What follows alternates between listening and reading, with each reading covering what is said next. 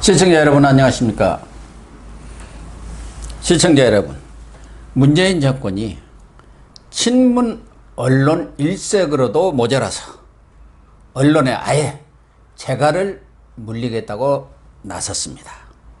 민주당 정청래 의원이 가짜뉴스, 허위 보도를 핑계 삼아서 징벌적 배상 제도를 도입하는 언론중재법안을 대표 발의했습니다. 이 문제 윤영걸 전 매경닷컴 대표님과 따져보도록 하겠습니다. 네, 안녕하세요. 윤 대표님 안녕하세요. 네. 정청래 네. 의원, 네. 그러니까 20대 때는 컷오프 당해가지고 그렇죠. 지금 김종인 네. 통합당 비대위원장이 민주당 비대위원장일 네. 때 컷오프 당했죠. 그렇죠. 막말을 너무 많이 했다 해가지고 네. 국민들 여론이 좋지 않다. 네. 그래서 이해찬 당시 의원은 인상이 나빠서 그때 컷오프 됐었나? 어쨌든 그래가지고 네. 쉬시다가 또 그 지역을 그 유명한 대통령 부인의 절친 손혜원 의원한테 물려줬었는데 그렇죠. 그걸 이번에 찾아왔죠. 네. 마포죠. 마포 을인가요? 네. 그러더니 오자마자 또 이런 사고를 치려고 그러네요. 그러니까 방금 말씀드린 대로 언론한테 재갈을 물리는 어떻게 보면은 그런 언론 중재 법안을 지금 대표 발의했지 않습니까?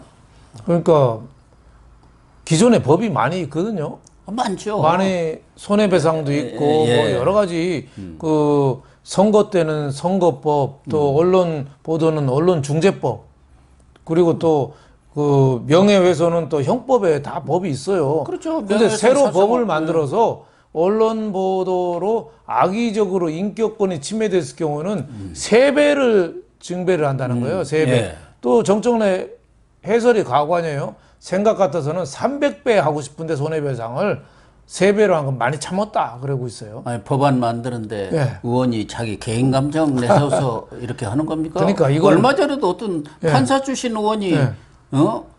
자기 좀 어디 법원에서 증인으로 나온 분이 뭐 좀 불리한 증언을 했다 해갖고 그 판사 네.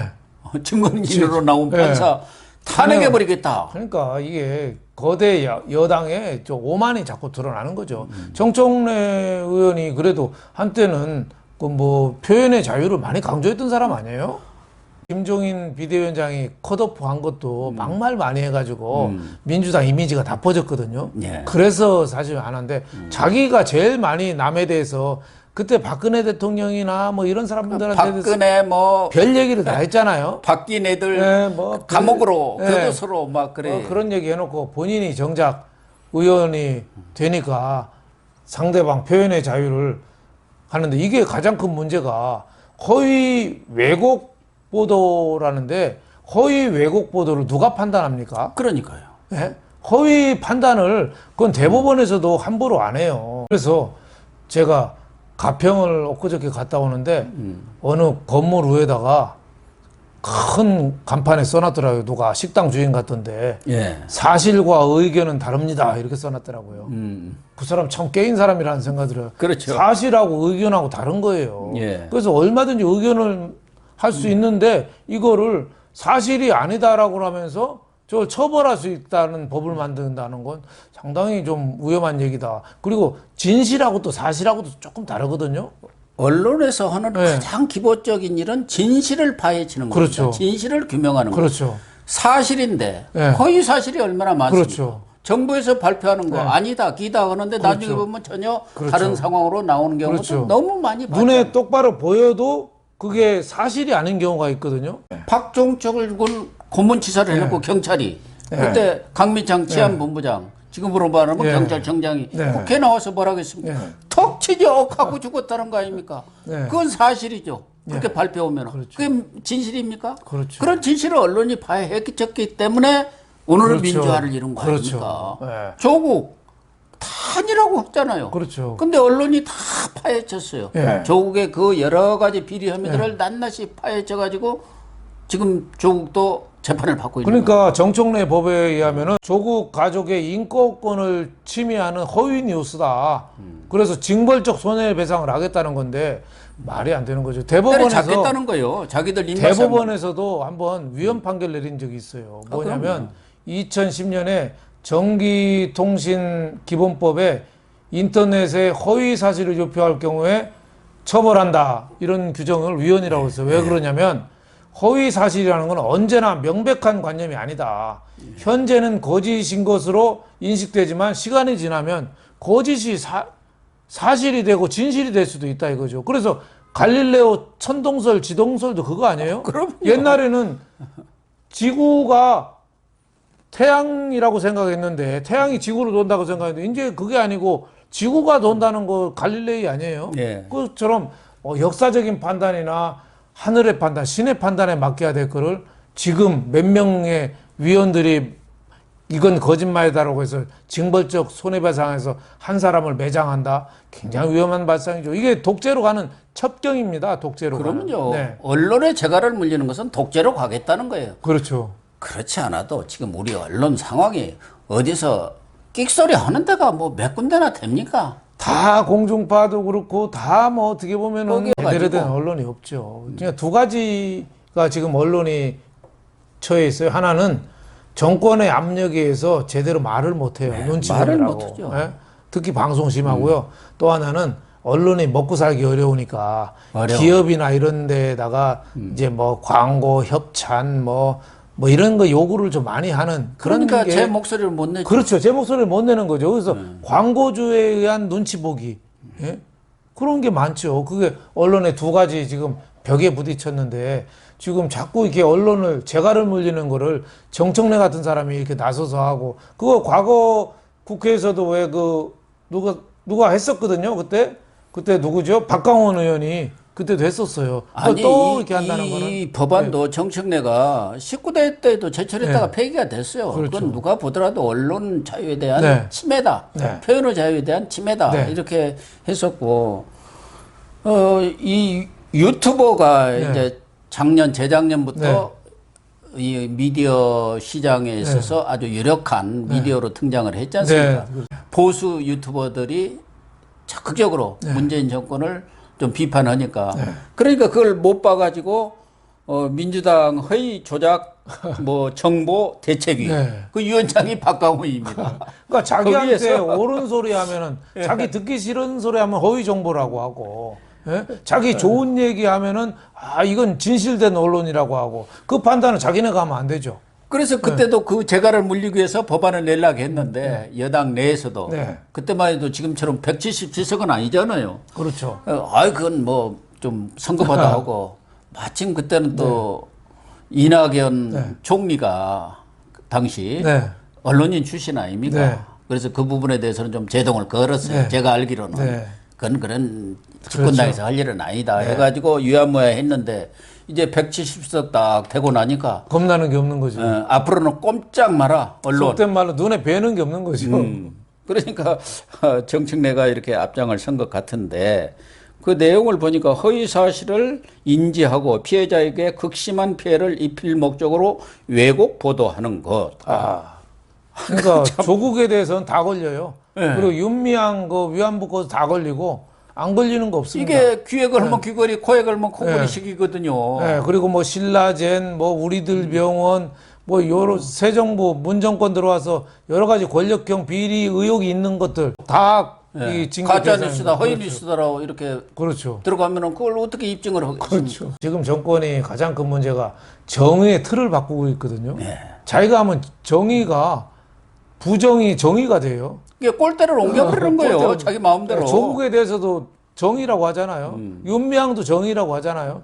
이런 게 정의의 기준을 바꾸고 오히려 조국을 수사하는 윤석열 검찰총장을 공격하고 윤미향에 대해서는 오히려 이용수 어르신 인권운동가 어르신은 오히려 공격하고 이게 정의의 틀을 바꾸는 건데 이거를 원초적인 언론 왜곡이 지금 슈퍼 여당이잖아요. 정청래 같은 사람이 그 앞장선다는 게 참 내가 보니까 논리상 맞지 않느냐 이런 생각이 들어요. 저는 정청래 의원에 대해서도 과거에 그 막말을 많이 하고 어떻게 보면 좀 국회의원 빠지를 마치 무슨 완장인 것처럼 행세한 적이 많았던 것 같아요. 그런 인상을 가졌었는데 특정 방송입니다만은 MBN 판도라에서 나와서 얘기하는 거 보고 저 사람이 이제 많이 성숙이 됐구나.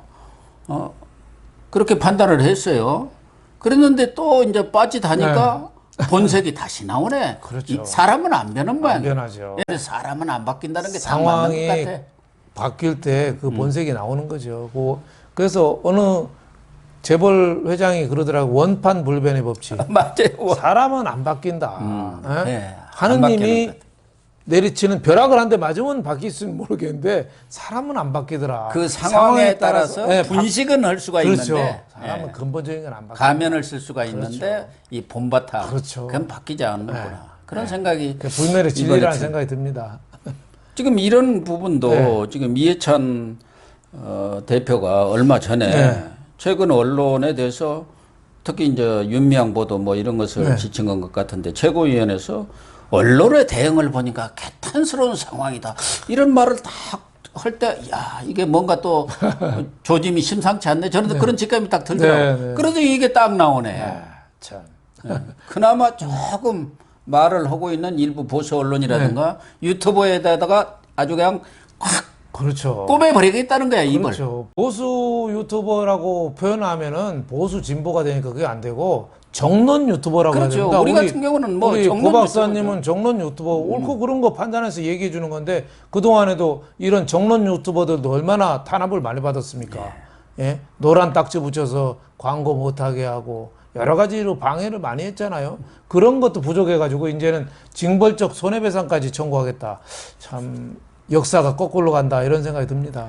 특히 정청래 의원이 제기한 법안의 그런 것의 잘못된 점의 가장 기본적인 것은 언론의 역할에 대한 이해가 부족하다. 특히 언론이 그 위법성 조각 사유라는 게 있습니다. 말하자면 위법을 했는데도 그것이 위법이 아니라고 이렇게 조각 내치는 것이죠. 그게 이제 우선 공익성 있어야 하는 거. 자기 개인 이익을 위해서 언론 보도록 안 되는 거. 또 진실해야 한다는 거. 나름대로 진실성. 그렇죠.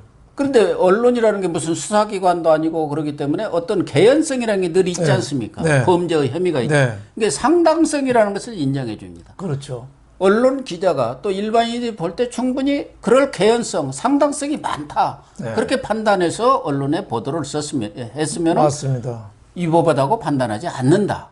이런 원칙이거든. 근데 이 사람은 그 상당성이고 뭐고 그런 말이 무슨 말인지도 모르는 거죠. 우리 고 박사님처럼 언론학 박사가 되니까 이제 정청래는 거기에 대한 개념이나 있겠습니까? 그리고 자기 당에서 그 박영선 지금 중기벤처부 장관이 지난 국회에서 그런 전기통신법 개정안을 자기가 발의한 적이 있어요. 그 사람도 언론인 출신 아니에요? 그러니까 언론이 뭐냐면 허위 사실을 공표했다고 하더라도 그 행위가 진실한 사실이라고 믿을 만한 상당한 이유가 있거나 그럼요. 그리고 또 공적인 사안으로 사회 여론 형성과 공개 토론에 기여하는 경우 사회의 공개 토론, 여론 형성에 기여하는 경우에는 처벌하지 않는다. 이런 개정안을 낸 적이 있어요. 그러니까 정청래 이 사람은 좀 생각을 좀 더 많이 좀 해봐야 되는 거 아닌가. 법에 대해서 옥죄는 법, 이거 민주주의의 후퇴라고 봐야죠. 정청래가 대표 발의를 한 것뿐이지 이 사람이 입이 걸고 그러기 때문에 또 언론과의 뭐 이런 논쟁이라든가 또 이런 것이 붙었을 때 거포라고 왕대표라고 했던가 뭐 그랬기 때문에 이 사람이 대표 발의한 것일 뿐이지 지금 여권 내의 기류를 그대로 반영한 거 아니겠습니까? 너 종 때문에 그런 거죠. 그래서 언론을 완전히 장악해야만이 자기 대선 그리고 장기 집권으로 가는데 걸림돌을 싹 제거해버리겠다. 그런 판단 위에서 공수처도 만든 거고 지금 이 언론중재법 이번에 이런 개정안도 내놓는 거 아닌가요? 그런 생각이 자꾸 듭니다.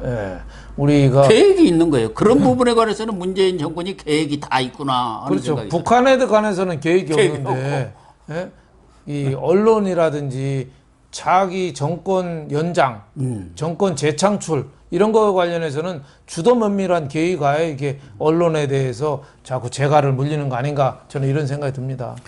그래서 이러한 지금 정청래 의원이라든가 이렇게 발의한 법안의 어떤 타겟이 말하자면 우리 일반 시민들이 좀 언론에 대해서 부정적으로 갖고 있는 것은 우리가 볼 때는 정말 그 지역이라든가 뭐 이런 전문 뭐 언론 영역이라든가 이런 데서 사실은 좀 과다할 정도의 그런 피해를 주는 경우도 많아요. 예, 그렇죠. 언론이. 그렇죠. 뭐 사이비 언론. 사이비 언론 그런 부분에 대해서 명확하니 정리를 하겠다는 그런 생각이 아니고 지금 이 타켓이 어디입니까? 큰 언론들이에요. 그렇죠. 그걸 잡겠다는 거죠. 사이비 언론이 우리나라 대기 정말 어떤 기업이라든가 국민들한테 피해를 주는 그런 거짓 보도라든가 이런 걸 일삼아서 공갈을 치고 돈을 뜯어내고 하는 그런 사이비 언론을 잡겠다.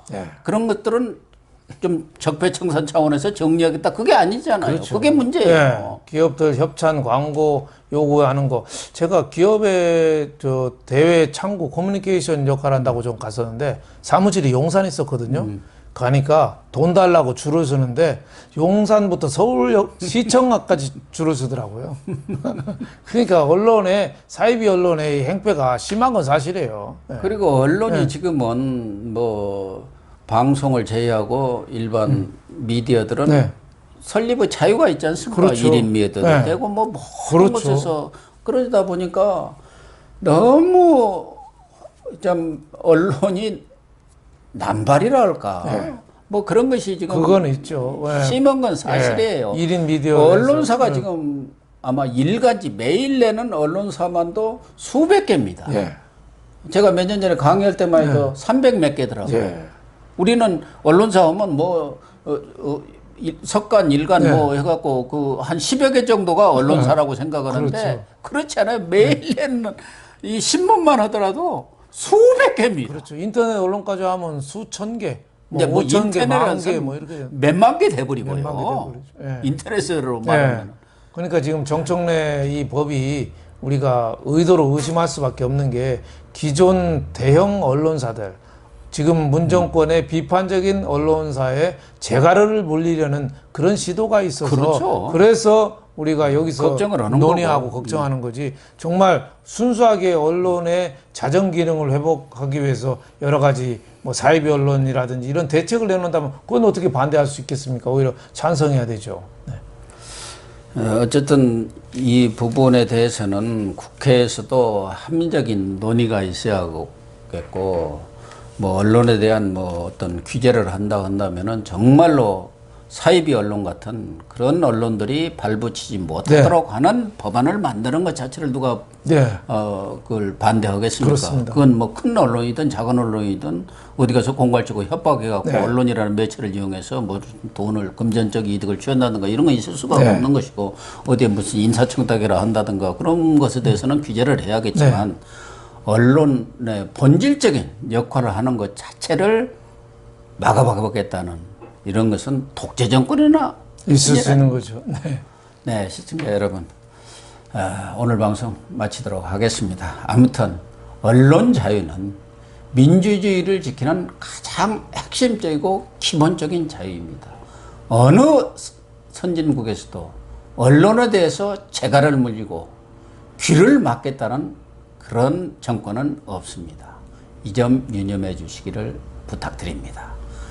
감사합니다. 맞습니다.